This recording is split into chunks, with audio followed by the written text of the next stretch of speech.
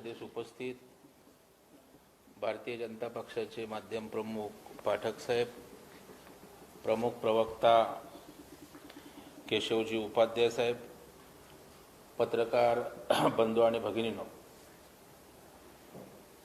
प्रामुख्याने दोन महत्त्वाच्या विषयासाठी या ठिकाणी आज आपल्या समोर पत्रकार परिषदेच्या माध्यमातून येतोय। कोविड सारख्या महाभयंकर संकटामध्ये या सरकारची निष्क्रियता, ढिसाळपणा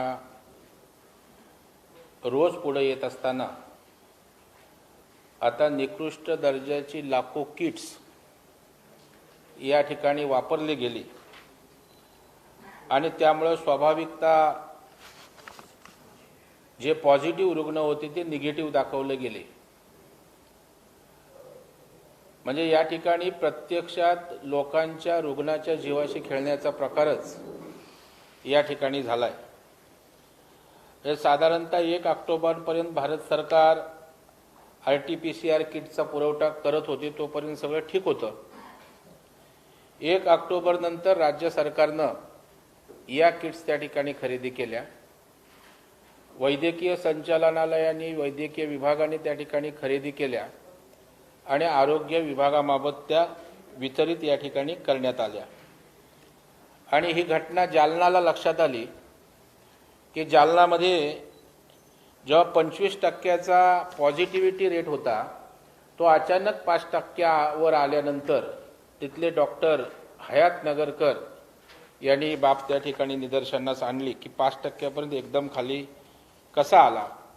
आणि त्यामुळे त्यांनी ICMR, NIV आणि सिव्हिल सर्जन जालना यांच्याकडे तक्रार केली आणि नंतर NIVचा रिपोर्ट जो राष्ट्रीय विषाणू संस्था आहे त्यांनी तपासणी केल्यावर ही किट निकृष्ट असल्याचं सांगितलं।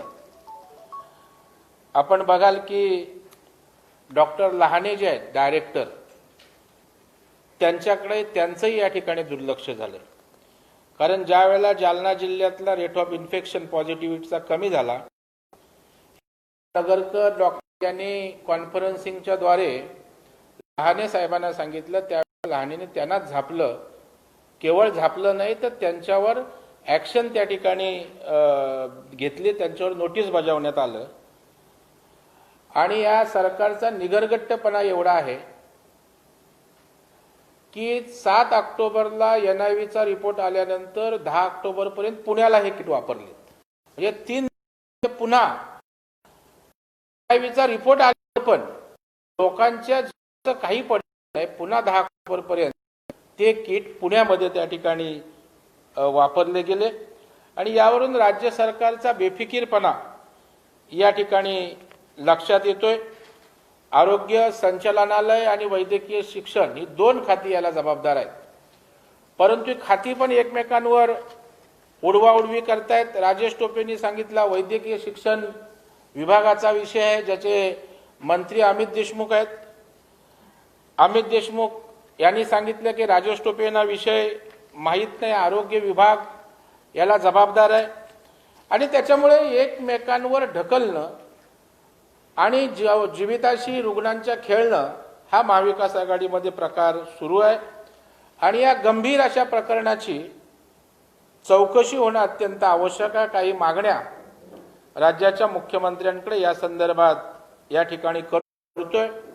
वैद्यकीय शिक्षण, आरोग्य विभाग यामधले जे अधिकारी दोषी आहेत त्यांना तात्काळ निलंबित करावं, त्यांच्यावर कारवाई त्या ठिकाणी करावी। ज्या कंपनीनं किट्स पुरवल्या त्या कंपनीला केवळ काळ्या यादीत टाकून नाही, त्याच्यावर सदोष मनुष्यवधाचा त्याच्यावर आणि या 2 संबंधित अधिकाऱ्यांवर गुन्हा दाखल करावा, अशा प्रकारची मागणी आहे। कारण 25% पॉझिटिव्हिटी 5% जर आली तर साधारणतः 4-5 लाख किट वापरले गेले। म्हणजे 5 लाखाचे किट जरी पकडलेत, साधारणतः 5% गंभीर रुग्ण होत असतात पॉझिटिव्हिटी आल्यानंतर, त्यातला अर्धा टक्के पकडलं तरी हजारोच्या संख्येनं या ठिकाणी रुग्ण मृत्यूला सामोरे गेले असतील। म्हणून SIT मार्फत या ठिकाणी या सर्व अधिकाऱ्यांची एजन्सीची चौकशी व्हावी, त्यांच्यावर सदोष मनुष्यवधाचा गुन्हा दाखल करावा, अशा प्रकारची आज विरोधी पक्षनेता म्हणून, भारतीय जनता पार्टी म्हणून या ठिकाणी मी मागणी करतोय. तशा अर्थाचं पत्र सुद्धा काल राज्याचे मुख्यमंत्री उद्धवजी ठाकरे यांना तपशीलवार या ठिकाणी दिलेला आहे. दुसरा विषय, महाराष्ट्रामध्ये मोठ्या प्रमाणावर अतिवृष्टीनं पूर्णपणे शेतकरी आणि शेती उद्ध्वस्त झालं. म्हणजे पहिला पश्चिम महाराष्ट्र झालं, नंतर विदर्भ झाला, पुन्हा मराठवाडा झालं आणि पुन्हा आता या ठिकाणी पश्चिम महाराष्ट्र, मराठवाडा, त्याचप्रमाणे मराठवाडा अतिवृष्टीनं पूर्णपणे उद्ध्वस्त झाला. आणि या संदर्भात हे सरकार गंभीर नाही. मुख्यमंत्री मातोश्री त्या ठिकाणी बसून आढावा घेत आहेत. व्हिडिओ कॉन्फरन्सिंगवर आढावा घेण्याचं काम अजून चालू आहे. त्या ठिकाणी मराठवाड्याचा अजून पंचनामे पूर्ण झाले नाहीत, तरी यांचा आढावाच चाललाय. 4-5 महिने झाले. आज पुन्हा पश्चिम महाराष्ट्राला पावसाने झोडपले, पुन्हा मराठवाड्यात तीच परिस्थिती. आणि म्हणून राज्याचे माजी मुख्यमंत्री, आमचे नेते, विधानसभेचे विरोधी पक्षनेते हेही अर्जंट त्या ठिकाणी बिहारचा दौरा त्या ठिकाणी आटपून सोडून इथल्या महाराष्ट्रातील जनतेला, शेतकऱ्यांना दिलासा देण्यासाठी त्यांनी 19 तारखेपासून 19, 20, 21 अशा प्रकारचा 3 ते 4 दिवसाचा दौरा त्या ठिकाणी बारामती, पुण्यापासून सुरू करणार आहेत. त्यांच्यासोबत मीही त्यानंतर जातील. मी सांगली, सातारा, कोकणामध्ये करणार आहे. या दौऱ्याचं वैशिष्ट्य असं आहे की पुणे, बारामती इथून त्या ठिकाणी देवेंद्रजी निघाल्यानंतर करकूम, त्या ठिकाणी इंदापूर, टेंभुर्णी, करमाळा करत, परांडा करत उस्मानाबादकडे त्या ठिकाणी जातील. आणि त्याच्यानंतर उस्मानाबाद, लातूर, बीड, परभणी अशा प्रकारचा दुसरा दिवस असेल. आणि त्यानंतर त्या ठिकाणी जालना, हिंगोली, औरंगाबाद अशा प्रकारे देवेंद्रजींचा दौरा असेल. साधारणतः 850 ते 900 किलोमीटर या दरम्यान देवेंद्र फडणवीस आणि प्रवास करणार आहेत. कारण या ठिकाणी त्या शेतकऱ्यांच्या व्यथा समजून घेणं आज अत्यंत आवश्यक आहे. सरकार तिथे जायला तयार नाही. सरकारचे मंत्री त्या ठिकाणी जात नाहीत. 4-4, 5-5 महिने होऊन गेले, पंचनामे नाहीत, मदत गेली नाही. शेतकऱ्यांच्या बांधावर जाऊन सांगितलं होतं 25,000, 50,000 हेक्टरी देऊ गेल्या वर्षाच्या अतिवृष्टीत, सत्ता येण्यापूर्वी. आज सत्तेत बसल्यानंतर या सगळ्या गोष्टीचा विसर पडलेला आहे. आणि त्यामुळे जनतेची जबाबदारी शेवटी भारतीय जनता पार्टीची आहे असं आम्ही त्या ठिकाणी मानतो. आणि त्या भावनेतनं 850 ते 900 किलोमीटरचा प्रवास पुण्यापासून ते संपूर्ण मराठवाड्याचा आदरणीय आमचे नेते देवेंद्रजी फडणवीस साहेब करणार आहेत. टेंभुर्णीनंतर सोलापूर, सांगली, सातारा करत या ठिकाणी कोकणातला रत्नागिरी, सिंधुदुर्ग अशा प्रकारचा दौरा असेल. आणि त्यामुळे दोन्ही पक्ष नेते आम्ही या ठिकाणी शेतकऱ्यांच्या अशा प्रकारच्या परिस्थितीमध्ये दिलासा देण्यासाठी त्या ठिकाणी जाणार आहोत. यापूर्वी मराठवाड्याचा तर दौरा मी अगोदरच 4-5 दिवस त्या ठिकाणी केला होता. आणि त्याही प्रकारच्या मागण्या त्या दौऱ्यातल्या देवेंद्रजींनी आणि मी एका पत्राने त्या ठिकाणी सरकारला दिलेत. परंतु अजून या सरकारला जाग येत नाही. अजूनही आढावा घेणंच चालू आहे. काय विचारायचं आहे?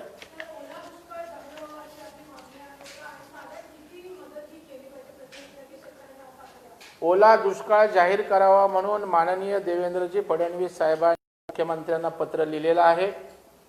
मी मराठवाड्यावरून आल्यानंतर परिस्थिती सविस्तर राज्याच्या मुख्यमंत्र्यांना अवगत केलेली आहे, सरकारला अवगत केलेली आहे आणि ओल्या दुष्काळाची आम्ही मागणी केलेली आहे. पण दुर्दैव असं आहे की सरकार या मागण्यांकडे, शेतकऱ्यांकडे बघण्यात गंभीर नाही. कारण 4 महिने September, October, November, December, September पासून त्या ठिकाणी जुलै, ऑगस्ट, ऑक्टोबर 4 महिने तरी या ठिकाणी पंचनामे मराठवाड्यात झाले नाहीत. अजूनही मुख्यमंत्री आढावा घेत आहेत. तर तात्काळ उपाययोजनांची आवश्यकता आहे. एका बाजूला सांगतात शेतकऱ्यांना आम्ही वाऱ्यावर सोडणार नाही, शेतकऱ्यांना अतिवृष्टीच्या निकष डावलून मदत करू. फक्त या घोषणा होत आहेत. तात्काळ त्यांना 25,000, 50,000 रुपये हेक्टरी त्या ठिकाणी देण्याची आवश्यकता आहे. कुठल्याही प्रकारच्या आता पंचनाम्या, चौकशा, आढावे हे घेत बसू नका. शेतकरी उद्ध्वस्त झालाय, त्याला इमिजिएट रिलीफची आवश्यकता आहे. तो तात्काळ दिलासा त्या ठिकाणी शेतकऱ्यांना द्यावा, ओला दुष्काळ जाहीर करावा, अशी आमची मागणी आहे. सगळ्यात जास्त नुकसान महाराष्ट्रात झालेलं आहे. अशा परिस्थितीमध्ये केंद्राने खूप मोठी मदत या ठिकाणी करायला हवी. या संदर्भात पण भूमिका घेऊन केंद्राकडे जाणार आहे. या संदर्भात आपल्याला नाही वाटतं. कालच देशाचे पंतप्रधान राज्याच्या संपर्क साधून आपल्या पाठीशी आपल्याला अशा प्रकारचं त्या ठिकाणी दिलासा देण्याचं काम केलेलं आहे. पण प्रत्येक वेळेला उठसूट केंद्राकडे बोट दाखवून राज्य सरकारला आपल्या जबाबदारीपासून दूर पळता येणार नाही. कारण आज त्यांचा प्रत्येक मंत्री, वडेट्टीवार असतील, अजितदादा असतील, मुख्यमंत्री असतील, सरकार म्हणून केंद्राकडे बोट दाखवून तुम्हाला तुमच्या जबाबदारीपासून पळता येणार नाही. देशाच्या पंतप्रधान यांनी संवेदनशीलतेने महाराष्ट्र या दुष्काळावर लक्ष ठेवलेलं आहे आणि स्वाभाविक ते सरकारला मदत करतील.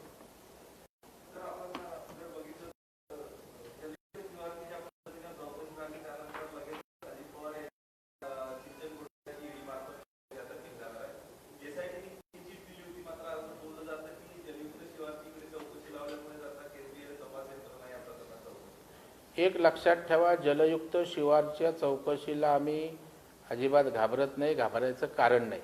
कारण जलयुक्तचे जे कॅगचा रिपोर्ट झाला त्याची प्रक्रिया पूर्ण न होता, खरं म्हणजे कॅगचा रिपोर्ट आल्यानंतर तो विभागांकडे जातो, विभागाचं मत मागवलं जातं, त्यानंतर अंदाज समितीत जातो आणि अंदाज समिती सभागृहात पटलावर तेवढं नंतर सरकार कारवाई करतं. परंतु यांना घाई झाले. कॅगमध्ये योजना किती चांगल्याचा उल्लेख केला त्या बाबी पुढे येत नाहीत. कॅगच्या मान्यता असतात जिल्हा स्तरावर, जिल्हाधिकारी ते यंत्रणा देतात. मान्यता मंत्रालयात पण येत नाहीत आणि त्याच्यामुळे काही मुख्यमंत्र्यांकडे यायचा काही विषयच येत नाही. परंतु मुख्यमंत्र्यांची महत्वाकांक्षी योजना त्याच्यामुळे त्याच्यात काहीतरी वातावरण करून पुन्हा तो फोकस या ठिकाणी यावर आणायचा आणि आपलं जे कोविड शेतकऱ्यांचा अपयश आहे त्याच्यापासून त्या ठिकाणी दूर जायचं अशी भूमिका आहे. आता ईडीच्या आपण बोलताय, चौकशा तर पुन्हा पुन्हा होत असतात ना. त्याच्यामुळे आता काय यांनी जलयुक्त शिवार चौकशी आहे म्हणून त्या ठिकाणी ईडीची लावली असं काय असायचं किंवा मानायचं कारण नाही. ती प्रोसेस असेल त्याची. जलयुक्त शिवार का अच्छा ही काम हुआ है. 40% खाली कैग ने गाँव के नमूना लिए है. के आधार पर निष्कर्ष करना उचित नहीं है क्योंकि 99% ये योजना सक्सेस हुई है.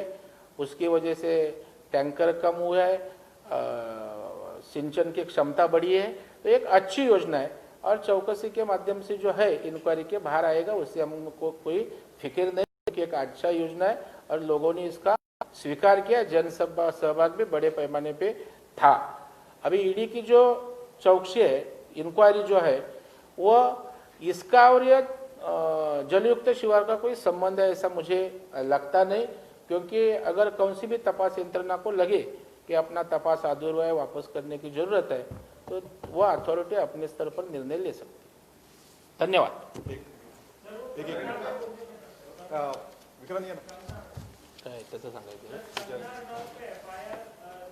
कंगना से ज़्यादा बड़ा प्रश्न महाराष्ट्र में अकाल है, अतिवृष्टि है, उससे किसानों की खेती उद्ध्वस्त हो गई है, खाने का प्रॉब्लम है. तो मुझे लगता है कंगना ही एक इशू नहीं है. महाराष्ट्र का किसान और जो अभी अकाल अतिवृष्टि है वो अपने लिए बहुत अहम प्रश्न है. तो मुझे लगता है उसके ऊपर अपन कॉन्सेंट्रेट करें.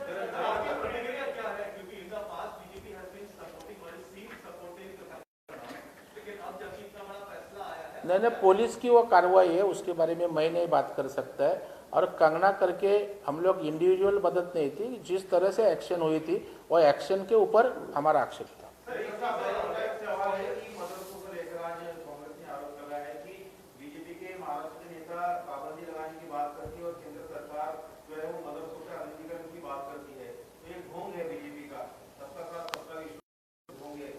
बीजेपी का इन लोग का ढोंग की जनता को पूरा मालूम है.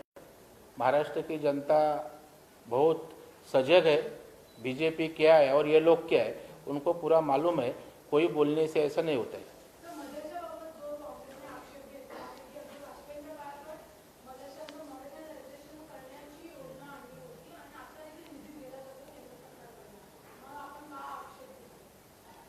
अतुलने दिलेलं स्टेटमेंट हां काय अतुलने स्टेटमेंट दिलं हां नाही त्या संदर्भात आमच्या अतुल भातखळकर जे पक्षाचे आमदार आहेत त्यांनी भूमिका घेतली होती की हिंदुत्व प्रमाणपत्राची गरज तुमच्याकडून घ्यायची नाही जे वारंवार बोललं जातं. त्याच त्या ठिकाणी जे हिंदुत्वाच्या मंदिरांच्या बाबतीत आपली भूमिका काय आहे, ऑनलाईन मंदिराचं उद्घाटन करा. आम्ही मंदिरं उघडा बोलतोय त्यावेळेला तुमची भूमिका त्या ठिकाणी वेगळी आहे. मग अशा आदर्शाच्या बाबतीत तुमची काय भूमिका आणि मग हिंदुत्व त्या ठिकाणी प्रमाणपत्राची आवश्यकता नाही तर कुठेतरी तुम्ही प्रूव्ह करा ना. त्या अर्थाने केलेलं ते विधान.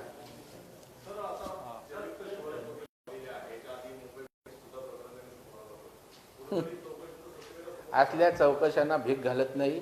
मुंबई बँकेत काही घोटाळा झालेला नाही, काही चुकीचं झालेलं नाही. 6 प्रश्न होते त्याचं मी आपल्या मीडियाच्या माध्यमातून उत्तर दिलेलं आहे. पुन्हा देतो. 6 मुद्दे होते. 47 कोटीचा तोटा सांगितलं होतं. 30 सप्टेंबरला आम्ही सगळा NPA वसूलून 2 कोटी नफ्यात आले. दुसरा मुद्दा आहे CRAR आमचा कमी होता सांगणं होतं, 9% क्रॉस करावा लागतो, तोही क्रॉस झालाय. तिसरा मुद्दा जे यांचा पोटशूळ आहे, आम्ही थकामी जे साखर कारखाना दिले, आम्ही नोटीस पाठवलं सरकारला की तुम्ही आमचे 250 कोटी थकामीचे द्यायचे आहेत आणि नवीन कारखान्यांना का देता. तो त्यांचा अहंकार आडवा आला की आम्हाला सरकारला नोटीस पाठवता म्हणजे काय, थकामीचेच तुम्ही पैसे घेतलेत, आमचे शासनाकडून पैसे येणार आहेत, आम्ही शासनाला थकामीचे पैसे देणे नाही.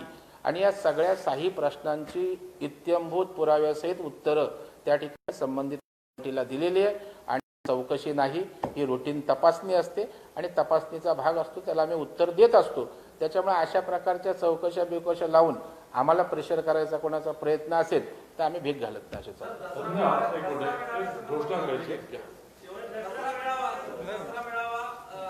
एक फक्त युवा मोर्चाचे काल पदाधिकारी राज्यपालांना भेटले शिष्टमंडळ आणि उद्या एक आंदोलन जाहीर करणार आहे. युवा मोर्चाचे आमचे प्रदेशाध्यक्ष विक्रांत पाटील हे त्याच्याबद्दलची माहिती देतील आणि त्यांचा चहा पिताना काही प्रश्न असेल तर ते पुन्हा आपण चर्चा करू. काल युवांचे विद्यार्थ्यांचे अनेक प्रश्न घेऊन आम्ही सन्माननीय राज्यपाल महोदयांची भेट घेतली आणि विद्यार्थ्यांचे युवांचे असंख्य प्रश्न जो विद्यार्थ्यांचा युवा मांडण्याचा आम्ही प्रयत्न केला. एक खूप महत्त्वाचा विषय आहे की सरकार एकीकडे खूप चुकीचे निर्णय करत सगळे विषय टप्प्याटप्प्याने सुरू करत चालले आणि एकीकडे मात्र जिम व्यायामशाळा हा जो युवांचा जिव्हाळ्याचा प्रश्न आहे त्या मात्र अजून बंद ठेवण्यात आलेला आहे. आणि एकीकडे युवा संकटात असताना ते नैराश्याकडे चाललेले आहेत आणि अशा वेळी व्यायामशाळा ही एक इथं व्यायाम केल्याने कुठेतरी प्रसन्न होईल, त्यांचं आरोग्य सुदृढ होईल. पण सरकार दारूची दुकानं उघडण्यात त्यांना रस आहे, नुसती दुकानं उघडण्यात नाही तर ती वेळ वाढवून देण्यात त्यांना इंटरेस्ट आहे. पण व्यायामशाळा मात्र बंद ठेवायचे अशा प्रकारच्या निगेटिव्ह मानसिकतेतून ते काम करत आहेत. आणि म्हणून वारे उठवा या तुझ्या सरकारचा खेळ, व्यायामशाळा बंद आणि बार उडून दारूचा मात्र अशा प्रकारचं एक मोठं राज्यव्यापी आंदोलन जिल्ह्यामध्ये राज्य करतोय. जिमचे मालक त्या ठिकाणी बाहेर युवा आणि त्या ठिकाणी सगळ्या असोसिएशन आमच्या बरोबर आहेत आणि सगळ्या घेऊन आम्ही त्या ठिकाणी आंदोलन करतोय. आणि या माध्यमातून हे सरकार चिरनिद्रेत आहे. अशा कुंभकर्ण रूपी सरकारला आम्ही नगारा वाजवून आणि इतर माध्यमातून रस्त्यावरती व्यायाम करून सगळे जिमचे इक्विपमेंट रस्त्यावर आणून तिथे आम्ही व्यायाम करून या सरकारची झोप त्यांना हलवून उठवणार अशा प्रकारचं राज्यव्यापी आंदोलन 18 ऑक्टोबर राज्यभर महाराष्ट्र इस सरकार से जो विषयों का सिलसिला और विद्यार्थी और युवाओं के काफी प्रश्न इस महाराष्ट्र में है. इस विषयों को लेकर कल सम्माननीय राज्यपाल महोदय इनकी हमने मुलाकात की और उनको ये विषय हमने गंभीरता से बताया. महाराष्ट्र में जिम्स जो अब तक बंद है और ये सरकार एक तरफ से बाकी विषय सब खुले कर रहे हैं, जहाँ पर गर्दी भीड़ हो सकती है वो विषय उन्होंने शुरू कर दिए हैं, लेकिन जिम खोलने में वो अभी नकारात्मक है. और इसीलिए युवाओं के और जो विषय युवाओं का है कि स्वास्थ्य ठीक रहे इसलिए जिम खोलना बहुत जरूरी है. लेकिन सरकार उस विषय में बिल्कुल नहीं है. इसलिए महाराष्ट्र में हम